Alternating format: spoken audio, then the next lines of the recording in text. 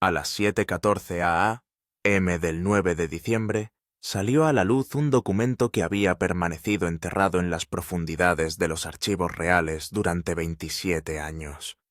En un descubrimiento que sorprendió incluso a los funcionarios de palacio más experimentados, el rey Carlos descubrió una cláusula oculta en el testamento de la princesa Diana, una cláusula que nunca se había revelado, nunca se había discutido, y hasta ese momento nunca se había reconocido públicamente que existiera.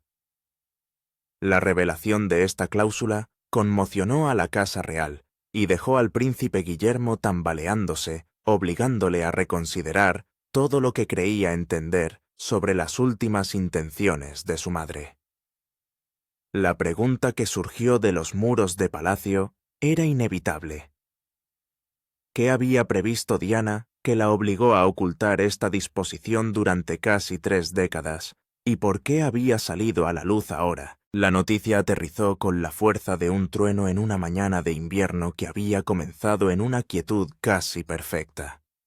En toda Gran Bretaña, el alba apenas se abría paso entre las densas nubes de diciembre, cuando empezaron a aparecer alertas en las pantallas concisas e inequívocas. Los archivos reales confirman el descubrimiento de una disposición desconocida hasta ahora en los documentos de la herencia de la princesa Diana. La redacción era comedida, casi clínica, pero el impacto fue inmediato y profundo. Traspasó fronteras y usos horarios sin esfuerzo, y llegó a Estados Unidos, donde apenas pasaban de las 2 de la madrugada, despertando a las redacciones. La CNN interrumpió su programación nocturna con un duro anuncio de última hora sobre el descubrimiento de una cláusula oculta en el testamento de la princesa Diana, casi 3 décadas después de su muerte. El presentador se inclinó hacia adelante visiblemente inquieto, explicando que los documentos del testamento que se creía que habían sido revelados en 1998 contenían disposiciones que nunca se habían hecho públicas. Según fuentes cercanas al Palacio de Buckingham, lo que revelaban esas disposiciones no era simbólico ni sentimental, sino que tenía consecuencias legales y emocionales. En la CBS, el presentador de la noche describió el momento como algo sin precedentes en la historia moderna de la realeza. Para los telespectadores estadounidenses en particular, los que tienen edad suficiente para recordar con nitidez los años de Diana, el anuncio suscitó una incómoda mezcla de nostalgia, dolor e incredulidad. La princesa Diana había muerto en 1997, y su testamento se había publicado, examinado, debatido y resuelto, o eso creía todo el mundo. La idea de que algo hubiera permanecido oculto durante todo ese tiempo parecía casi imposible. Sin embargo, lo que hizo que la mañana del 9 de diciembre fuera tan inquietante no fue solo la existencia de una cláusula no revelada, sino el momento en que se produjo. El rey Carlos, ya bien entrado el 2.º año de su reinado, había pasado meses impulsando un cuidadoso programa de modernización. Había racionalizado las operaciones reales, reducido el número de miembros de la realeza en activo y trabajado deliberadamente para distanciar a la monarquía de las persistentes controversias. El repentino resurgimiento del legado legal de Diana, en una forma que conllevaba autoridad vinculante, era lo último que nadie esperaba. En el interior del Palacio de Buckingham, el rey Carlos estaba sentado solo en su estudio, mirando fijamente una fotocopia del documento que acababa de autentificar el archivero real. La cláusula en sí era breve, no más de 3 párrafos, discretamente colocada cerca del final del testamento final de Diana. Pero sus implicaciones eran enormes. Lo que Diana había escrito, lo que se había asegurado deliberadamente de que siguiera siendo aplicable, incluso décadas después de su muerte, tenían el poder de alterar tanto los acuerdos financieros como el equilibrio emocional de la familia real. Para el príncipe Guillermo el descubrimiento fue especialmente duro. Había dedicado gran parte de su vida adulta a salvaguardar el legado de su madre, protegiendo su memoria de la distorsión, la explotación y el sensacionalismo. Había entretejido la compasión, la calidez y el espíritu humanitario de Diana en los valores que transmitió a sus propios hijos. Sin embargo, ahora un documento escrito cuando él tenía solo 15 años había emergido de las sombras, revelando un aspecto de los últimos deseos de su madre que él nunca había sabido que existía. No solo le sorprendió, sino que le desestabilizó profundamente. A medida que pasaban las horas, se intensificaba el frenesí mediático mundial. Los tabloides británicos se apresuraron a especular sobre el contenido de la cláusula oculta, mientras que las cadenas estadounidenses reunieron a grupos de historiadores de la realeza, abogados especializados en sucesiones y antiguos empleados de palacio para debatir las ramificaciones legales. Las redes sociales se llenaron de teorías que iban de lo verosímil a lo fantástico. Sin embargo, la verdad permaneció confinada dentro de los muros de palacio. A media mañana, el Palacio de Buckingham emitió un comunicado cuidadosamente redactado, en el que confirmaba que las disposiciones, recién descubiertas en los documentos de la herencia de la princesa Diana, estaban siendo revisadas por asesores legales. El anuncio reconocía la autenticidad sin explicaciones, confirmaba el descubrimiento sin revelarlo, y dejaba al mundo suspendido en la incertidumbre. La princesa Ana recibió la noticia con su habitual compostura. Habiendo vivido las turbulencias de los años de Diana en la familia real, comprendía mejor que nadie lo frágil que podía ser la posición pública de la monarquía. También sabía que Diana nunca había sido predecible. Si Diana había incrustado una cláusula diseñada para salir a la luz décadas más tarde, Ana estaba segura de que no había sido un accidente. Habría sido deliberado, calculado e intencionado. En Clarence House, la reina Camilla asimiló la noticia con una familiar opresión en el pecho. Había pasado años sorteando la larga sombra que Diana proyectaba sobre la monarquía, reconstruyendo su propia imagen pública con paciencia y moderación. Había aceptado que la memoria de Diana ocuparía siempre un lugar sagrado en el imaginario público. Sin embargo, esta disposición legal que surgía ahora le parecía un fantasma que volvía al presente. Y los fantasmas, Camilla lo sabía, tienen una manera de perturbar incluso el terreno más cuidadosamente preparado. A mediodía, la noticia que había llegado a todos los rincones del planeta. De Sydney a Nueva York, de Berlín a Tokio, las personas que habían contemplado en silencio el cortejo fúnebre de Diana en 1997 se encontraron reviviendo esa pena, esa pérdida, ese dolor no resuelto. Para muchos, sobre todo para los espectadores de más edad que habían seguido la trayectoria de Diana de tímida novia a icono mundial, el descubrimiento les pareció intensamente personal, como si la propia Diana se hubiera adelantado en el tiempo para asegurarse de que su voz volviera a oírse. Fuera, Londres seguía su ritmo constante. El tráfico se movía, las tiendas abrían, la vida continuaba. Dentro del palacio el tiempo parecía ralentizarse hasta casi detenerse. La monarquía, una institución basada en la continuidad, la previsibilidad y la evolución controlada, se había visto abocada a un terreno desconocido. Y en su centro estaba el rey Carlos enfrentándose a una verdad que creía consolidada desde hacía mucho tiempo. Los últimos deseos de la princesa Diana no habían sido revelados en su totalidad, y ahora, casi 30 años después, el ajuste de cuentas había llegado. Para entender cómo una cláusula así pudo permanecer oculta durante 27 años, hay que volver a los caóticos meses que siguieron a la muerte de Diana en agosto de 1997. El mundo estaba sumido en el luto. Gran Bretaña estaba inmovilizada por el dolor. En los despachos jurídicos reales, los funcionarios se enfrentaban a la desalentadora tarea de administrar la herencia de una de las mujeres más famosas de la historia bajo un extraordinario escrutinio público. El testamento de Diana había sido redactado en junio de 1993, poco después de que se reconociera formalmente su separación del príncipe Carlos. Tenía solo 31 años, su futuro era incierto, y era plenamente consciente de que su vida conllevaba riesgos que pocos podían imaginar. trabajando en estrecha colaboración con un abogado de confianza conocido por su discreción y su habilidad para sortear la delicada intersección entre el protocolo real y la autonomía personal. Diana se aseguró de que sus asuntos estuvieran en orden. En la mayoría de los aspectos, el testamento parecía sencillo. La mayor parte de su patrimonio, estimado en 21 millones de libras, se dividiría a partes iguales entre Guillermo y Harry. Sus objetos personales, joyas, ropa, fotografías, se distribuirían entre ahijados amigos íntimos y su leal mayordomo, Paul Burrell. Nada en ella sugería que una disposición de tal magnitud hubiera estado silenciosamente incrustada en sus páginas finales, esperando casi 3 décadas para salir a la superficie y desafiar todo lo que el mundo creía saber sobre los últimos deseos de Diana. Se especificaron las donaciones benéficas, se nombraron fideicomisarios. Todo parecía ordenado, cuidadosamente planificado y jurídicamente sólido.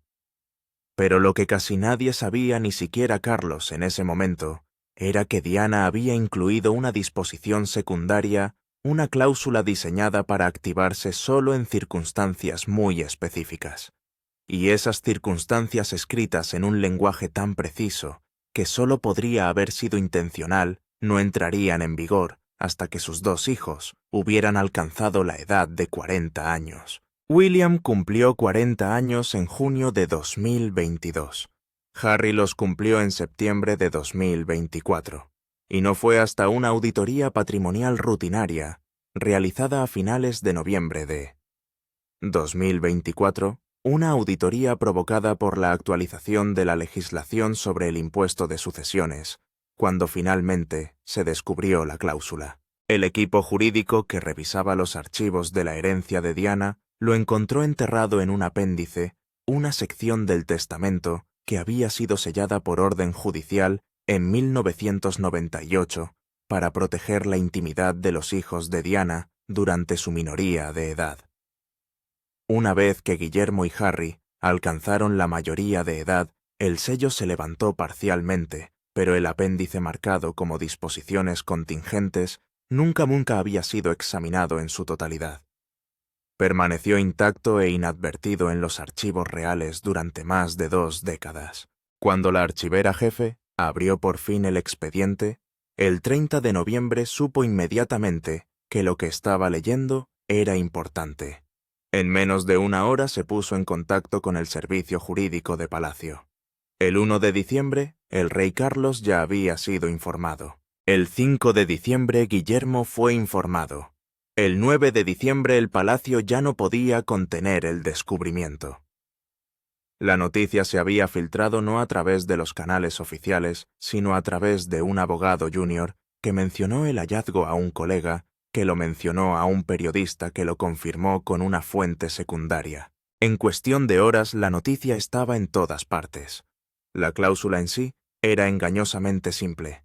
Diana había establecido un fideicomiso secundario, uno que solo se activaría una vez que William y Harry hubieran cumplido 40. El fideicomiso contenía fondos destinados específicamente a la protección y el bienestar de sus hijos, en caso de que se enfrentaran a dificultades financieras, crisis de reputación o distanciamiento de la institución real. En otras palabras, Diana había previsto con inquietante exactitud que sus hijos podrían necesitar algún día recursos independientes de la corona. La suma financiera era significativa. Diana había dado instrucciones a sus fideicomisarios para que invirtieran una parte de su patrimonio, aproximadamente 3 millones de libras, en una cartera de crecimiento a largo plazo. A lo largo de 27 años, con una gestión cuidadosa y un interés compuesto, esa suma había crecido hasta aproximadamente 12 millones de libras. El fideicomiso estipulaba que Guillermo y Harry recibirían el mismo acceso a los fondos, pero solo si se cumplían ciertas condiciones. La primera condición era sencilla. Solo se podía acceder a los fondos si uno o ambos hijos se separaban formalmente de las obligaciones reales activas. La segunda condición tenía una mayor carga emocional. El fideicomiso exigía que los hijos mantuvieran una relación documentada con el legado caritativo de su madre en concreto su trabajo con víctimas de minas antipersona, organizaciones benéficas para personas sin hogar y campañas de concienciación sobre el VIH. La tercera condición, la que dejó atónitos a todos los que la leyeron, establecía que no se podría acceder a los fondos si se descubría que alguno de los hijos había menospreciado públicamente al otro. Diana, al parecer, había previsto las fracturas que un día dividirían a su familia. Había previsto que William y Harry podrían seguir caminos diferentes. Se había preocupado de que pudieran perderse el uno al otro en el proceso, y había construido una salvaguarda, un mecanismo de seguridad financiero y emocional diseñado para protegerlos a ambos, al tiempo que fomentaba la reconciliación. Para el palacio, el descubrimiento creó un dilema inmediato. El fideicomiso era jurídicamente vinculante. Las condiciones eran claras, y en las circunstancias actuales Harry, que se retiró de las funciones reales en 2020, técnicamente calificado para el acceso. Pero la tercera condición, la que exigía que ninguno de los hermanos menospreciara públicamente al otro, creó una complicación que nadie había previsto. En los últimos 4 años, Harry había hecho numerosas declaraciones públicas en entrevistas, en sus memorias en el documental de Netflix, en las que criticaba directa e indirectamente a Guillermo. Guillermo, por su parte, había guardado silencio públicamente, pero fuentes de palacio habían confirmado tensiones, desacuerdos y una ruptura total de la comunicación. La cuestión a la que se enfrentaba ahora el equipo legal real era si las críticas públicas de Harry le inhabilitaban para acceder al fideicomiso que Diana había creado específicamente para protegerle. Las implicaciones iban mucho más allá del dinero. Si se denegara el acceso a Harry, se confirmaría en términos legales que la ruptura entre los hermanos es irreparable. Si se le concedía el acceso, el palacio tendría que reconocer que las disposiciones de Diana prevalecían sobre las preferencias reales. En cualquier caso, la monarquía se veía obligada a cumplir los deseos de una mujer fallecida casi 3 décadas antes. Una mujer cuya influencia nunca se había desvanecido del todo. A medida que el 9 de diciembre se acercaba a su fin, una cosa había quedado dolorosamente clara. La cláusula oculta de Diana no era solo un documento legal, era un mensaje escrito en el único idioma que podía trascender el tiempo. Y ese mensaje dirigido a sus hijos, a Charles, y a la institución que la había encumbrado y confinado a la vez, era inequívoco.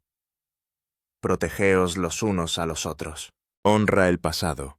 Y recuerda que la sangre al final importa más que las coronas. Las señales de advertencia a lo largo de los años. El descubrimiento de la cláusula oculta de Diana no se produjo de repente. Como la mayoría de las revelaciones que sacuden las instituciones hasta sus cimientos, llegó tras meses de pequeñas advertencias pasadas por alto que solo empezaron a cobrar sentido una vez que emergió el panorama completo. A lo largo del otoño de 2024, una serie de discretas irregularidades se habían ido acumulando dentro de los sistemas legales y archivísticos reales, y las personas más cercanas a la maquinaria de palacio en particular, Catalina y la princesa Ana, habían advertido las señales mucho antes de que nadie entendiera lo que significaban. La primera señal llegó a principios de septiembre, pocos días después del 40 cumpleaños de Harry. Un fideicomisario principal de la herencia de Diana, un hombre que había permanecido en silencio y fiel a sus obligaciones durante casi 3 décadas, envió una petición inusual a la oficina jurídica de Palacio. Pidió aclaraciones sobre los protocolos de activación de las disposiciones contingentes del fideicomiso. El lenguaje era formal, casi críptico, pero transmitía una urgencia que llamó la atención de un asesor jurídico subalterno. La solicitud se archivó, se registró, y luego inexplicablemente se enterró bajo asuntos más urgentes relacionados con los preparativos de la visita del rey Carlos a su finca. Pero el administrador no se detuvo ahí. 2 semanas después envió una segunda carta, esta vez marcada como urgente, y dirigida directamente al amo de la casa. La carta hacía referencia a unas condiciones de beneficiario obsoletas y solicitaba una revisión inmediata antes de la declaración de la renta de fin de año. Una vez más se acusó recibo de la solicitud, pero no se le dio prioridad. El personal de palacio, abrumado por las exigencias de una monarquía en proceso de modernización, supuso que se trataba del mantenimiento rutinario de la finca. Nadie imaginó que estaba relacionado con algo mucho más importante. La segunda señal apareció a finales de septiembre, y fue Catalina la primera en darse cuenta. Había estado revisando documentación patrimonial para una próxima exposición en honor del reinado de la reina Isabel, cuando se topó con una referencia a los documentos personales archivados de Diana. Al principio la anotación parecía normal, pero había algo en la redacción que no encajaba. El expediente indicaba que ciertos documentos de la herencia permanecían bajo precinto condicional a la espera de que se cumplieran los requisitos de los beneficiarios temporales. Catalina, que había pasado años navegando por el laberinto de los registros reales, sabía que los documentos sellados eran habituales, pero los requisitos de beneficiario temporal no era el lenguaje jurídico estándar. Sugería algo ligado a la edad, al tiempo, a una futura activación. Marcó la entrada y se la pasó a un archivero de palacio para que la aclarara. El archivero prometió investigar, pero pasaron semanas sin seguimiento. Catalina, ocupada con los horarios escolares de sus hijos y sus compromisos públicos, no insistió más, pero el malestar persistía. La tercera señal provino de la princesa Ana, cuyo instinto para detectar irregularidades institucionales se había agudizado tras décadas de servicio. A principios de octubre, asistió a una reunión privada en Windsor, en la que se revisaba la auditoría anual de las propiedades de gracia y favor y las asignaciones del patrimonio real. Durante la presentación, un funcionario financiero mencionó que el Fondo Fiduciario del Patrimonio de Diana había generado un crecimiento residual inesperado en el último trimestre. Ana entrecerró los ojos. La herencia de Diana se había liquidado en 1998. No debería haber crecimiento residual a menos que los fondos se hubieran mantenido en un fideicomiso separado y gestionado activamente. Hizo una pregunta directa. ¿Por qué la herencia de Diana seguía generando ingresos declarables?, balbuceó el funcionario, admitiendo que no tenía todos los detalles, pero que investigaría. Ana tomó nota en sus archivos personales. Algo en la respuesta parecía deliberadamente evasivo. El cuarto indicio surgió a mediados de octubre, cuando el equipo jurídico de Palacio empezó a preparar las revisiones rutinarias de cumplimiento patrimonial exigidas por la legislación actualizada del impuesto de sucesiones. Un abogado encargado de cotejar los testamentos reales históricos descubrió una discrepancia en el índice de archivos.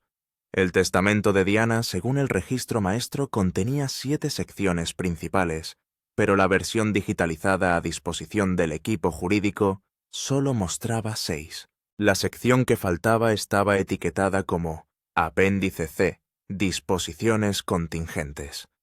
El abogado supuso que se trataba de un error de archivo, un documento mal etiquetado durante la transición al registro digital a principios de la década de 2000.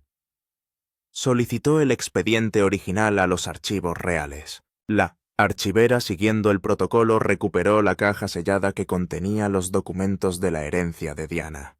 Al abrirla encontró el apéndice que faltaba todavía encuadernado en su sobre original, marcado con una nota manuscrita. Las manos de la archivera temblaron ligeramente al leer la nota. Inmediatamente informó al jefe de los archivos reales, que se puso en contacto con la oficina jurídica de Palacio. A finales de octubre, el sobre había sido cuidadosamente abierto, su contenido fotografiado y sus implicaciones evaluadas por un pequeño y discreto equipo de asesores de alto nivel.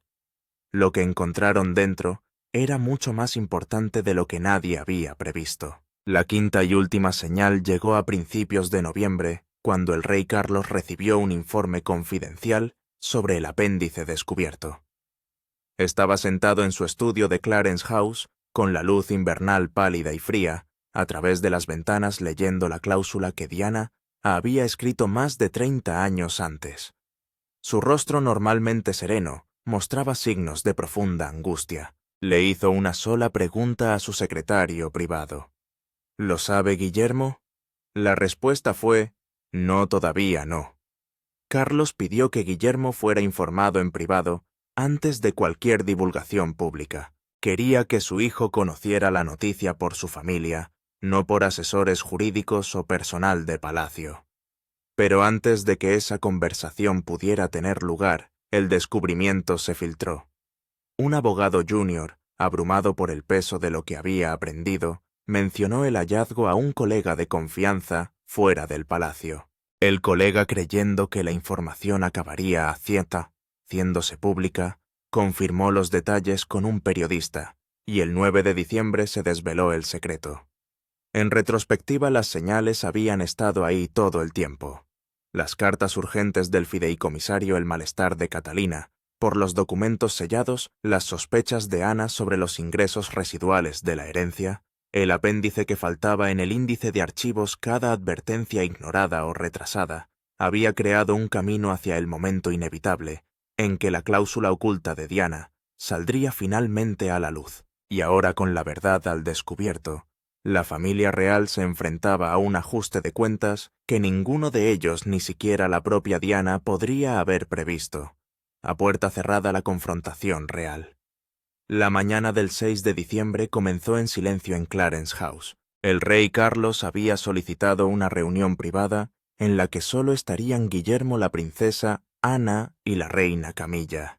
Ni ayudantes, ni secretarios privados, ni personal más allá de la puerta. Lo que había que discutir no podía correr el riesgo de ser escuchado o malinterpretado. El peso de lo descubierto exigía absoluta discreción. La sala elegida para la reunión era el estudio de roble, un espacio más pequeño e íntimo que los salones formales utilizados habitualmente para las discusiones reales. El fuego crepitaba en la chimenea, pero el calor no ayudaba a suavizar la tensión que se respiraba en el ambiente. Fuera, la escarcha se pegaba a las ventanas y el cielo de diciembre colgaba bajo y gris, presionando sobre la ciudad como una respiración contenida. Carlos estaba sentado a la cabecera de la mesa, con las manos apoyadas en una carpeta de cuero que contenía fotocopias de la cláusula oculta de Diana. Su rostro parecía demacrado, más envejecido de lo que había estado semanas atrás. Había pasado la noche anterior releyendo el documento, tratando de comprender lo que Diana había pretendido, lo que había previsto, y por qué había decidido mantener oculta esta disposición durante tanto tiempo. William llegó justo a tiempo con una expresión ilegible.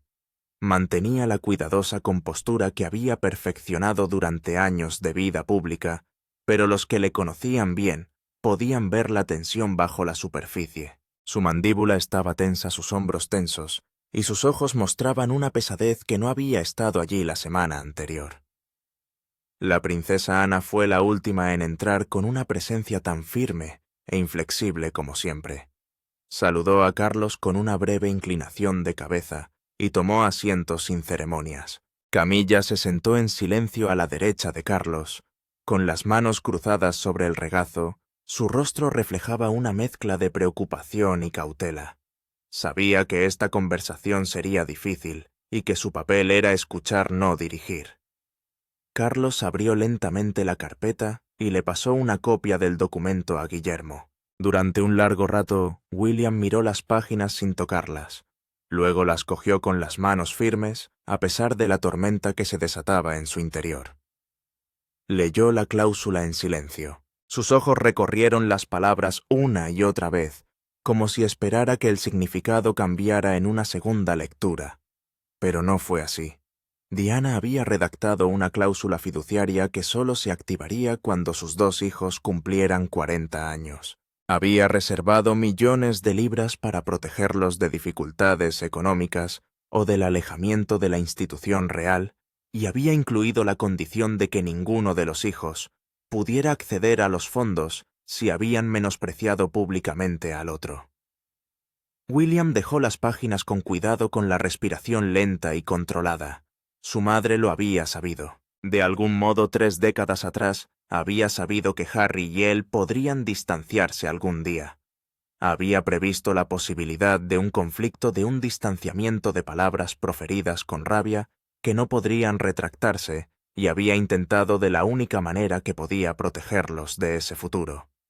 Ana rompió el silencio con la franqueza que la caracterizaba. Había leído la cláusula días antes y había pasado el tiempo desde entonces, considerando sus implicaciones.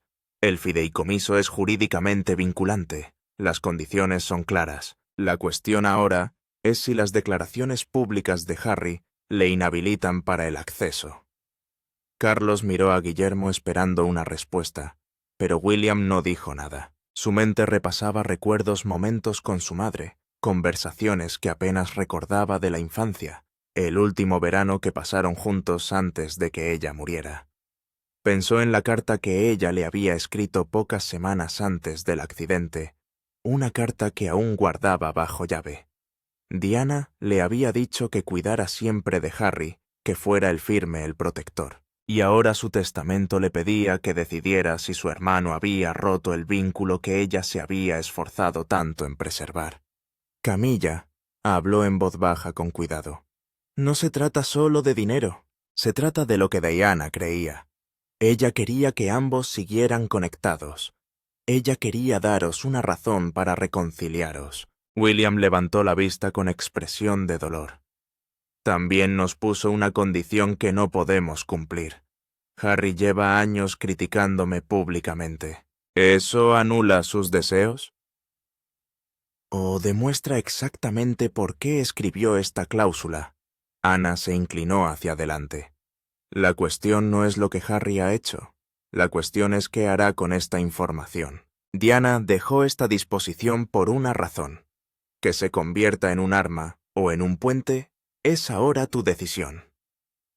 Carlos exhaló lentamente con los hombros pesados. William, no te forzaré, pero debes saber que si esto va a los albaceas, interpretarán la cláusula como está escrita. Y bajo esa interpretación, Harry puede ser descalificado. William volvió a mirar el documento con las palabras ligeramente borrosas, mientras el cansancio tiraba de él. Su madre había intentado protegerlos a ambos, pero al hacerlo también había creado una prueba, una que le obligaría a elegir entre cumplir sus deseos y reconocer la realidad de una relación que ya se había fracturado sin remedio. El fuego crepitaba suavemente en el silencio. Fuera el frío de diciembre arreciaba. Y dentro del estudio de roble, el futuro del último regalo de Diana pendía de un hilo esperando a que el hijo que ella había criado para ser rey tomara la decisión más difícil de su vida. Lo que la cláusula revela en realidad, el lenguaje jurídico de la cláusula oculta de Diana era preciso, casi clínico en su construcción. Pero bajo el lenguaje formal se escondía algo mucho más humano, el intento desesperado de una madre de proteger a sus hijos de un futuro que veía formarse incluso cuando aún eran niños. Lo que revelaba la cláusula una vez despojada de su marco legal no era una mera planificación financiera. Era una hoja de ruta de los temores más profundos de Diana y su último acto de protección. La disposición principal era sencilla. Diana había reservado 3 millones de libras de su herencia y había dado instrucciones a sus fideicomisarios para que los invirtieran de forma conservadora a lo largo del tiempo. Los fondos debían permanecer intactos hasta que Guillermo y Harry cumplieran los 40. Cuando llegó ese momento, la inversión había crecido hasta aproximadamente 12 millones de libras, una suma lo suficientemente grande como para proporcionar una auténtica seguridad, pero no tan extravagante como para suscitar controversias. Pero las condiciones impuestas al fideicomiso son las que hacen que la disposición sea extraordinaria. La primera condición establecía que solo se podría acceder a los fondos si uno o ambos hijos se separaban formalmente de las obligaciones reales activas. Diana comprendió ya en 1993 que la institución podía resultar asfixiante. Ella había vivido las presiones, el escrutinio, la pérdida de autonomía. Quería que sus hijos supieran que si alguna vez decidían apartarse, si el peso de la corona se hacía insoportable, tendrían los medios para sobrevivir de forma independiente. Esta condición era especialmente significativa a la luz de la salida de Harry de la vida real en 2020. Su decisión de dar un paso atrás de mudarse a California con Meghan había sido enmarcada por los críticos como imprudente y financieramente irresponsable. Pero Diana había previsto este escenario exacto. Sabía que uno de sus hijos podría necesitar un escape y lo había incluido en su testamento. La segunda condición vinculaba el fideicomiso al legado benéfico de Diana. Cualquier hijo que accediera a los fondos debía mantener una implicación documentada con las causas que Diana había defendido. Eliminación de minas terrestres, prevención de la falta de vivienda y concienciación sobre el VIH. No se trataba simplemente de un requisito financiero. Era la forma en que Diana se aseguraba de que sus valores, la compasión y la humanidad que había luchado por introducir en la monarquía, continuaran a través de sus hijos, aunque dejaran atrás la institución. Para Guillermo, esta condición no presentaba ningún conflicto. Había pasado toda su vida adulta honrando el legado de su madre a través de su propia labor caritativa. Pero para Harry, el requisito añadía complejidad. En los últimos años, sus actividades benéficas se habían centrado en la salud mental y el apoyo a los veteranos, causas que coincidían con los valores de Diana, pero que no estaban explícitamente relacionadas con sus campañas. El cumplimiento de los requisitos de la condición dependería de la interpretación estricta que los albaceas hicieran de las palabras de Diana. La tercera condición era la más devastadora emocionalmente. En el fideicomiso se estipulaba que ninguno de los hijos podría acceder a los fondos si se hubiera dedicado a menospreciar públicamente al otro. Diana no había definido lo que constituía menosprecio, dejando la interpretación abierta al debate jurídico, pero la intención era inequívoca. Quería que sus hijos se protegieran, se defendieran, permanecieran unidos, aunque el mundo a su alrededor se fracturara. Aquí es donde la cláusula se convierte tanto en un arma como en un regalo. En los últimos 4 años, Harry había hecho numerosas declaraciones públicas criticando a Guillermo. En entrevistas había cuestionado el juicio de William. En sus memorias había descrito altercados físicos y distanciamiento emocional. En el documental de Netflix había insinuado que William estaba atrapado en un sistema que valoraba más el deber que la humanidad. Ninguna de estas declaraciones era legalmente procesable, pero eran públicas, estaban documentadas y eran difíciles de ignorar. William, por su parte, había guardado silencio. No había respondido públicamente a las críticas de Harry. No se había defendido en entrevistas o refutaciones escritas. Su silencio había sido interpretado por algunos como dignidad, por otros como frío distanciamiento, pero bajo la cláusula de Diana, su silencio podría en realidad jugar a su favor. No había menospreciado a Harry. Simplemente había dejado de comprometerse. Las implicaciones financieras de la cláusula eran importantes, pero las implicaciones emocionales eran mucho mayores. Si a Harry se le negara el acceso al fideicomiso, se confirmaría que sus críticas públicas le habían costado algo tangible, algo que su madre había reservado específicamente para su protección. Convertiría el regalo de Diana en un juicio, una consecuencia póstuma de unas decisiones que nunca habría podido comprender del todo. Si a Harry se le concediera el acceso a pesar de sus declaraciones públicas, ello sugeriría que la prioridad de Diana era la protección frente a la reconciliación, que valoraba más la independencia de su hijo que su unidad. También crearía un difícil precedente para William, que tendría que aceptar que su hermano pudiera beneficiarse de la previsión de su madre sin dejar de criticarle públicamente. Para el rey Carlos, la cláusula creaba una situación imposible. Como albacea de la herencia de Diana, tenía autoridad para interpretar las condiciones y tomar una decisión final. Pero cualquier decisión que tomara sería escudriñada, cuestionada y armada.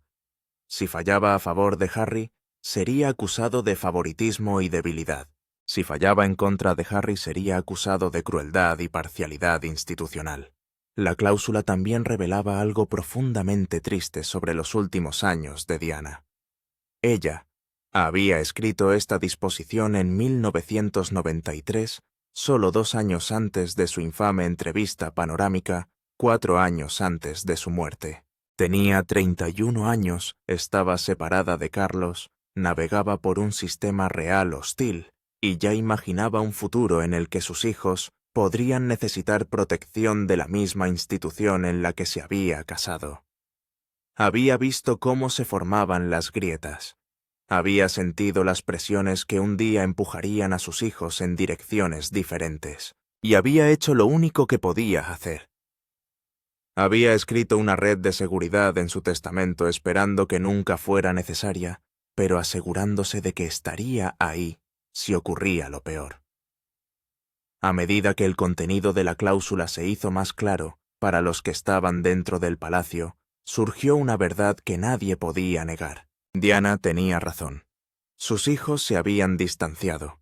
La institución no había sabido proteger su vínculo, y ahora, casi 3 décadas después de su muerte, su último deseo, que Guillermo y Harry permanecieran unidos, se presentaba a la vez como un regalo y una prueba que ninguno de los dos sabía cómo superar.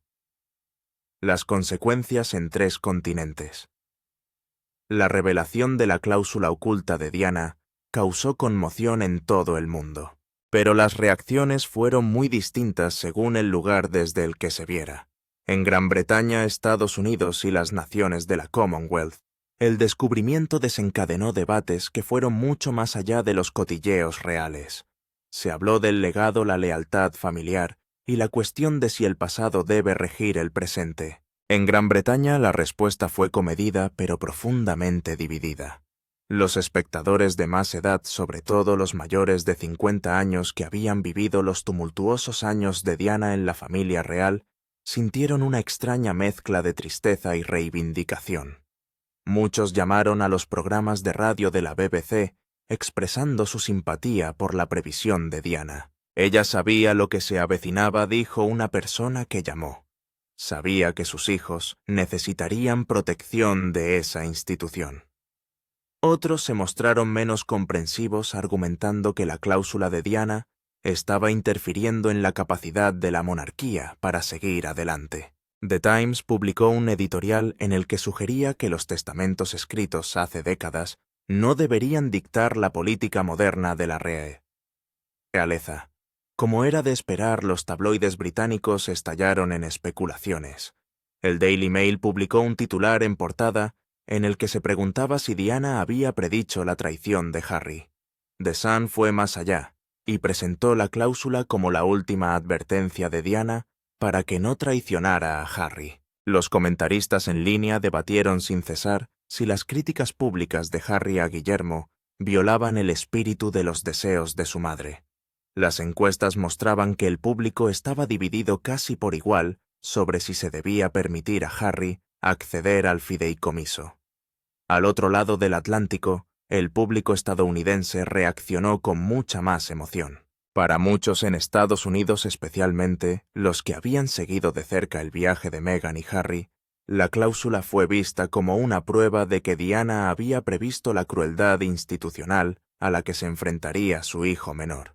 La CNN dedicó un segmento entero de la noche a analizar el fideicomiso con expertos legales, concluyendo que Diana había creado esencialmente una red de seguridad para un hijo que algún día podría ser exiliado. MSNBC lo enmarcó como el amor de una madre que trasciende la muerte, mientras que CBS destacó la trágica ironía de que el intento de Diana de unir a sus hijos podría en realidad profundizar su división. Las redes sociales estadounidenses estallaron en apoyo a Harry. Hashtags como Diana sabía y proteger a Harry fueron tendencia durante días.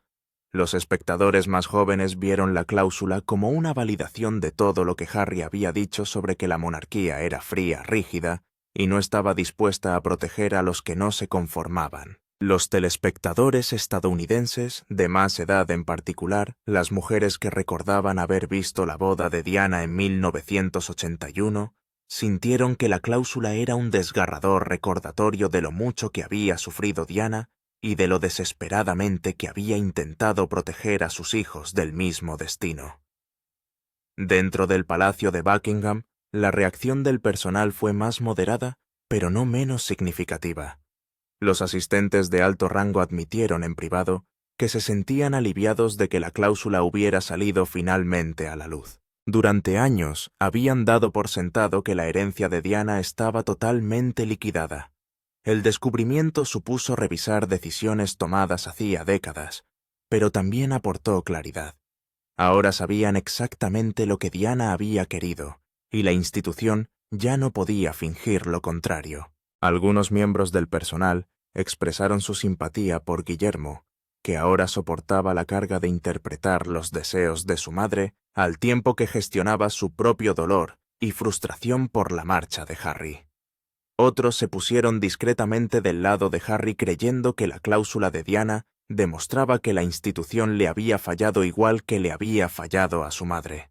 En California la respuesta de Harry fue cuidadosamente controlada. Fuentes cercanas a los Sussex indicaron que él no sabía que su madre había planeado esto. Él no se había dado cuenta de que ella había previsto un futuro en el que él podría necesitar independencia económica de la corona. El descubrimiento validó su decisión de marcharse, pero también reabrió heridas que había pasado años intentando curar. Meghan, según fuentes internas, apoyó plenamente a Harry, pero pidió cautela.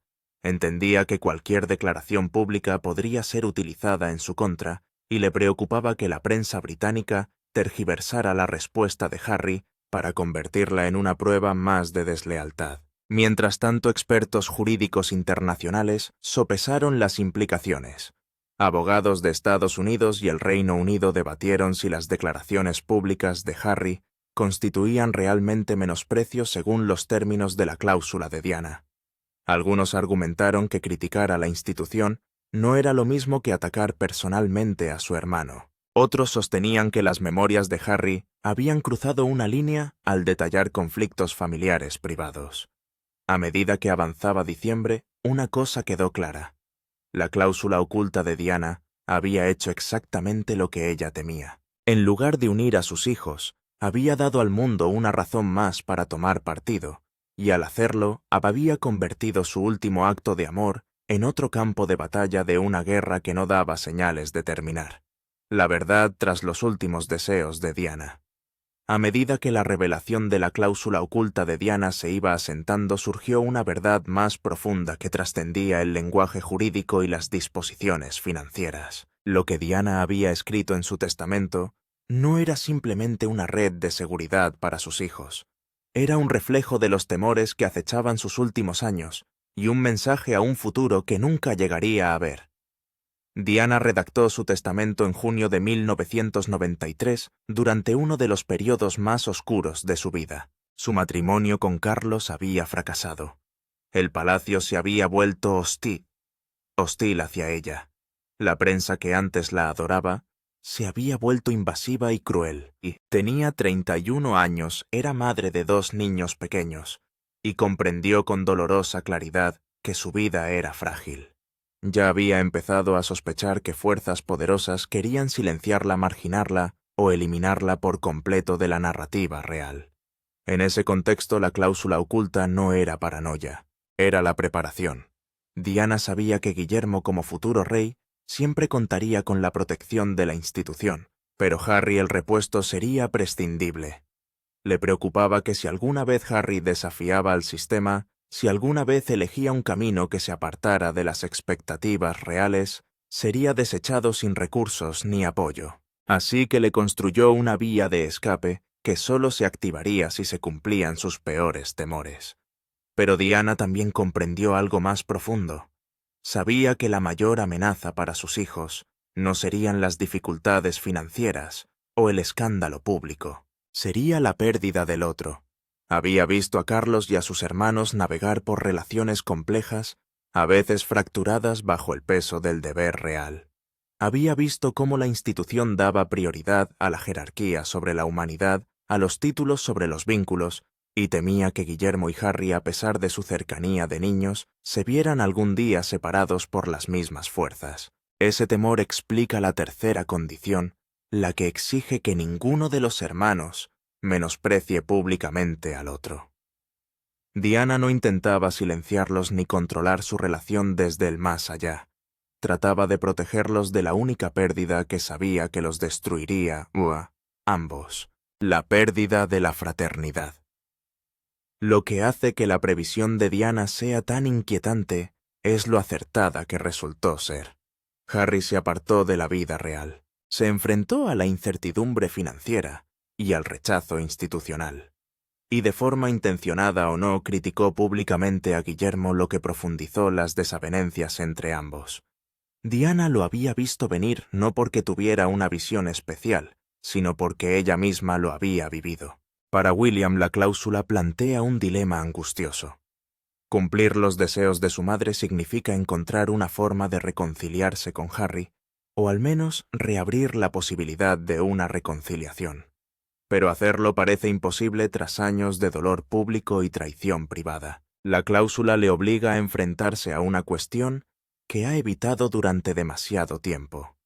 ¿Merece la pena arriesgar su propia paz por proteger el legado de su madre? Para Harry, la cláusula es a la vez un regalo y una sentencia.